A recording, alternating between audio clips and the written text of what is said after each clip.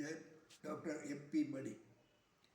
പുറംവേദന ഒരുപാട് പേരിൽ കണ്ടുവരുന്നു.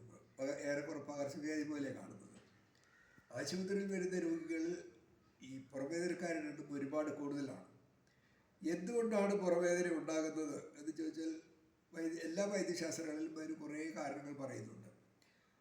ഈ കൂടുതൽ പേരിലും ഈ പുറംവേദന ശക്തമായിട്ട് അനുഭവപ്പെടുന്നത് പെടലിയിലാണ്, കഴുത്തിൻ്റെ പുറകിലും നട്ടെല്ലിൻ്റെ അടിവശത്തുമാണ്. ഇതിന് ഒരുപാട് കാരണങ്ങൾ വൈദ്യശാസ്ത്രം നിരത്തി വെക്കുന്നുണ്ട്. ഈ ശരിയായ രീതിയിലല്ലാത്ത ഇരിപ്പ്, കിടപ്പ് ഇതൊരു പ്രധാന കാരണമാണ്. അമിതമായി അധ്വാനിക്കുന്നത്, ഭാരമെടുക്കുന്നത്, പോഷകാംശങ്ങളുടെ കുറവ്, ആഹാരത്തിൽ പോഷകാംശങ്ങൾ പറഞ്ഞാൽ നടുവേദന വരുമെന്നാണ് പറയുന്നത്, പുറംവേദന വരുമെന്നാണ് പറയുന്നത്. ഇതിന് ഒരുപാട് കാരണങ്ങൾ നിരത്തി വെക്കുന്നുണ്ട്. പക്ഷെ നമ്മൾ യാഥാർത്ഥ്യത്തിലേക്കൊന്ന് നോക്കിയാൽ ഈ പറയുന്ന കാര്യങ്ങളിലൊക്കെ എവിടേക്കോ പ്രശ്നങ്ങളുള്ളതായിട്ട് മനസ്സിലാവും. ഞാനിത് ആയുർവേദ കോളേജിൽ പഠിക്കുന്ന കാലത്ത് തന്നെ അധ്യാപകരോട് ഇത്തരം സംശയങ്ങൾ ചോദിക്കാറുണ്ടായിരുന്നു ക്ലാസ്സിലെടുക്കുമ്പോൾ തന്നെ. അതായത് നമ്മൾ റോഡിൽ കൂടെ നടന്നു പോകുമ്പോൾ ഈ കുട നന്നാക്കുന്നവർ, ചെരുപ്പ് നന്നാക്കുന്നവർ, ഇവരൊക്കെ മണിക്കൂറുകളോളം ഈ നട്ടെല്ല് വളഞ്ഞതിന് മുന്നോട്ട് കുനിഞ്ഞായിരിക്കുന്നത്, മണിക്കൂറുകൾ. അതുപോലെ ഈ ഭാരമെടുക്കുന്നതും അധ്വാനിക്കുന്നതും ഈ പുറംവേദന ഉണ്ടാകാൻ കാരണമാകുമെങ്കിൽ ഇവിടെ ചന്തയിലെ ചുമട്ടുകാരുടെ കാര്യം നമ്മളൊന്ന് ആലോചിക്കണം. എത്ര ടണ്ണ് അവരൊരു ദിവസം എടുത്ത് മറിക്കുന്നത്, അട്ടിമറി തൊഴിലാളികൾ. അപ്പം ഇത് ഈ പുസ്തകത്തിൽ പറഞ്ഞ കാര്യങ്ങൾ 100% ഉൾക്കൊള്ളാൻ എനിക്ക് പണ്ടേ ബുദ്ധിമുട്ടായിരുന്നു. അതുകൊണ്ട് തന്നെ ഈ പുറംവേദനക്കാരുടെ വേറൊരു യാഥാർത്ഥ്യം നമ്മൾ മനസ്സിലാകുന്നത്, എവിടെയൊക്കെ ചികിത്സിച്ചാലും ഇവരിങ്ങനെ പിന്നെ ചികിത്സിച്ച് കിടക്കുക, ഇത് കുറയുന്നില്ല, മാറുന്നില്ല. അപ്പോൾ അവിടെ ഞാൻ പണ്ടേ ഇത്തരം കാര്യങ്ങളിൽ സ്ഥിരമായിട്ട് പറയുന്ന ഒരു ഭാഷ, രോഗവും ചികിത്സയും തമ്മിൽ യോജിക്കുന്നില്ല ശരിയായ രീതിയിൽ. ശരിയായ രീതിയിൽ യോജിക്കുമെങ്കിൽ രോഗം മാറും. അതുപോലെ നമ്മുടെ ഈ റെയിൽവേ സ്റ്റേഷനിലെ പ്ലാറ്റ്ഫോമുകളിൽ കിടന്നുറങ്ങുന്നവർ, കടത്തുണ്ടങ്ങളിൽ കിടന്നുറങ്ങുന്നവർ, ഈ പുറമ്പോക്ക് പറമ്പുകളിൽ കിടന്നുറങ്ങുന്നവർ, ഇവരൊക്കെ എന്ത് ശരിയായ പൊസിഷൻ പാലിക്കുന്നുണ്ടെന്ന് പറയുന്നത് അവർക്ക് തോന്നിയ പോലെ തോന്നിയ പ്രതലത്തിൽ കിടന്നുറങ്ങുകയാണ്. അപ്പം നമ്മൾ ഈ രോഗികളോട് പലരും ആശുപത്രികൾ പറയുന്നത് നല്ല ഉറപ്പുള്ള പ്രതലത്തിൽ കിടക്കണം, അങ്ങനെ ഇതിന് ഒരുപാട് നിർദ്ദേശങ്ങൾ കൊടുക്കും.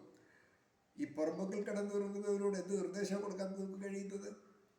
അപ്പോൾ ഈ പുസ്തകത്തിൽ പറഞ്ഞ കാര്യങ്ങൾ വൈദ്യശാസ്ത്ര രംഗത്ത് അതുപോലെ പിന്തുടരുന്നത് എനിക്ക് ബുദ്ധിമുട്ടുള്ള കാര്യമാണ്. അപ്പോൾ ഞാൻ തുറന്ന് പറയാറുണ്ട്, എഴുതാറുണ്ട്. ആ കാര്യത്തിൽ ഒരുപാട് ഭീഷണികൾ നേരിട്ടിട്ടുണ്ട്. പുറംവേദന രോഗികൾ ഇപ്പോൾ ഈ അധ്വാനിക്കുന്നവരോ അങ്ങനെയുള്ളവരൊന്നും കൂടുതലൊന്നും ചെയ്യാത്തവരാണ്. നമുക്ക് സ്കൂളിൽ ഹൈസ്കൂൾ വിദ്യാർത്ഥികളിൽ പോലും പുറംവേദന വരുന്നവരുണ്ട്. അപ്പോൾ നമ്മൾ ഈ ഏറ്റവും പുതിയ അറിവുകളനുസരിച്ച് പറയുന്നത്, വൈദ്യശാസ്ത്രം ഇപ്പോൾ പുതിയ അറിവുകളിലൂടെ പറയുന്നത് കടുത്ത മാനസിക സംഘർഷം പുറംവേദന ഉണ്ടാക്കുമെന്നാണ്. ഈ വൈദ്യശാസ്ത്രം പറയുന്നത് നട്ടെല്ലിലെ കശേരുക്കൾ, അതിനിടയ്ക്കുള്ള ഡിസ്കുകൾ, ഇതിൻ്റെ ധർമ്മങ്ങളിൽ വരുന്ന കുറവാണ് പുറംവേദന ഉണ്ടാകുന്നതാണ്. അപ്പോൾ അധ്വാനിക്കുന്നവരിലാണ് ഇതുണ്ടാകുന്നെങ്കിൽ അവരെല്ലാവരും പുറംവേദന വരാതെ പറയേണ്ടവരുണ്ട് വളരെ കുറവാണ് നമ്മൾ കാണുന്നത്. സത്യത്തിൽ വൈദ്യശാസ്ത്രത്തിന്റെ പുതിയ പഠനങ്ങൾ പറയുന്നത് കടുത്ത മാനസിക സംഘർഷം പുറംവേദനയ്ക്ക് കാരണമാകുന്നതാണ്. അത് വളരെ ഗൗരവപൂർവ്വം നമ്മൾ കാണും. വൈദ്യശാസ്ത്രം തെളിയിക്കപ്പെട്ട കഥയാണ്, പരീക്ഷണ സിദ്ധമായിട്ട്. അതായത് ഈ കടുത്ത മാനസിക സംഘർഷം ഉള്ളവരാണ്, ഞാൻ എൻ്റെ അടുത്ത് വരുന്ന രോഗികളോട് ഭൂരിഭാഗം പേരോട് ചോദിക്കാറുള്ളത്, ഉറക്കം പിടിക്കുന്ന സമയത്ത് ഞെട്ടൽ അനുഭവപ്പെടാറുണ്ടോ എന്നുള്ളതാണ്. അപ്പോൾ ഇത്തരം വ്യക്തികൾ ചികിത്സിച്ച് മടുത്ത വ്യക്തികൾ പറയും ഉണ്ടാകാറുണ്ട്. അതായത് ഈ കടുത്ത മാനസിക സംഘർഷത്തിൻ്റെ പ്രതിഫലനമാണ് രാത്രി ഉറങ്ങുന്നത്. രാത്രി ആണെന്നില്ല, പകലായാലും ഉറക്കം പിടിക്കുന്ന സമയത്ത് അവർ ഞെട്ടും ശക്തമായിട്ട്. അപ്പോൾ ഈ ഞെട്ടുക എന്ന് പറയുമ്പോൾ ശരീരത്തിലെ എല്ലാ അസ്ഥിസന്ധികളും കുലുങ്ങുക എന്നാണ്. ശക്തമായൊരു കുലുക്കമാണ് അനുഭവപ്പെടുന്നത്. കാര്യം 1-2 സെക്കൻഡേ ഉള്ളെങ്കിൽ പോലും ആ കുലുക്കം വളരെ ശക്തമാണ്. ഒരുപാട് പേരുകളിൽ ഈ സന്ധികളിൽ വേദന ഉണ്ടാകുന്നതിന് കാരണം ഈ കുലുക്കമാണ്. അതുപോലെ നട്ടെല്ലെന്ന് പറയുന്നത് ഒരെല്ലല്ല, അത് കുറേ കഷകൾ യോജിപ്പിച്ചൊരു സംവിധാനമാണ്. ഈ ഓരോ കശേരു സന്ധിയിലും ഈ കുലുക്കം അനുഭവപ്പെടും. അവിടെ നമ്മൾ മനഃശാസ്ത്ര സമീപനം തന്നെ ഈ ചികിത്സയിൽ സ്വീകരിക്കണം. അതാണ് വേണ്ടത്. ഇത് നമ്മൾ പലപ്പോഴും ഈ രോഗത്തെ കേന്ദ്രീകരിച്ചാണ് പലപ്പോഴും ചികിത്സ കൊടുക്കുന്നത്. അപ്പോൾ രോഗവും ചികിത്സയും തമ്മിൽ യോജിക്കാതെ വരുന്നതുകൊണ്ട്, കാരണം രോഗത്തിൻ്റെ അടിസ്ഥാന കാരണങ്ങളിലേക്ക് ചികിത്സ എത്തുന്നില്ല. അപ്പോൾ അതുകൊണ്ട് തന്നെ പറയാനുള്ളത്, ഈ പുറംവേദന മാത്രമല്ല, ഇപ്പോൾ എല്ലാ മേഖലകളിലും വെല്ലുവിളികളും മത്സരങ്ങളും നിറഞ്ഞ കാലഘട്ടമാണ്.